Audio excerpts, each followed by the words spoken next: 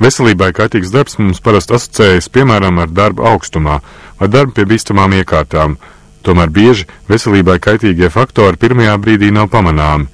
Nereti apstākļi, kādos strādā darbinieki, tikai pēc daudziem gadiem izraisa veselības problēmas, tādēļ tos labāk novērst saulaicīgi. Sijā klinta ražo krāsas un beidzas. Darbiniekiem ikdienā jāstrādā ar indīgām un viegli uzliesmojošām vielām.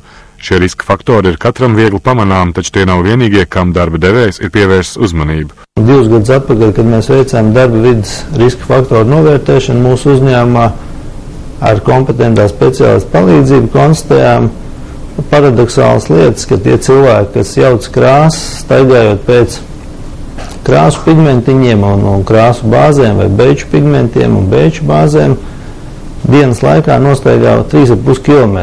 Un arī kāniņas, kuras viņiem bija jāpārcelā, oriģinālos iepakojumus, kādas mēs saņemam, ir diezgan palielas. Likās diezgan arī dīvaini, ka cilvēki pārcelā kaut kādām 1,5 tonām pa dienu. Vai šķist, kas gan tur īpaši pa visu dienu nostaigā tikai 3,5 km? Arī 1,5 tonu darbiniekiem nav jāpaceļ uzreiz, bet pārnēsājot salīdzinoši nelielas kannas. Tomēr veicot šo darbu daudzus gadus, ietekme uz veselību var būt jūtama. Visu izskaitlojot, sapratām, ka pastāv iespēja mainīt, un kā mēs to panācām, mēs visu sadalījām mazākās kanniņās, jo to, kad no kannu vispār cilāšanas mēs nevarēsim izbeigt, tas tāpat bija skaidrs, tātad bija jāizdomā, kā varētu, teiksim, minimizēt to. Pēc kopējo pūļu ar programmas palīdzību rezultāti ieguvām, kad nostaigātā distance darbiniekiem samazinājās apmēram uz 30% un pārvietojamais smagums samazinājās pa pusi gandrīz.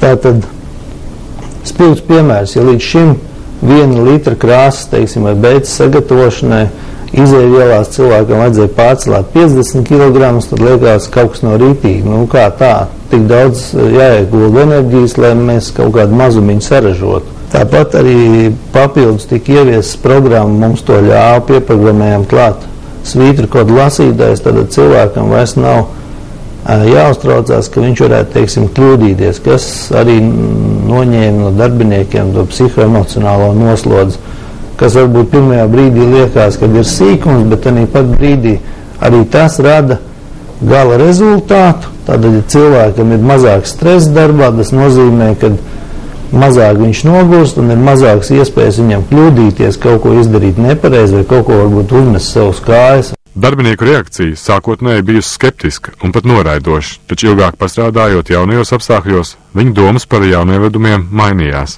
Pēc kāda laika, teiksim, aptaujājot vēlreiz darbiniekus, teica, jā, ir kaut kāda reāla uzlabojuma, kad, ir kaut kas palicis vieglāk, mazāk tur jānes un varbūt nav tāds nogurums, īpaši saspringzinājums darbdienas beigās.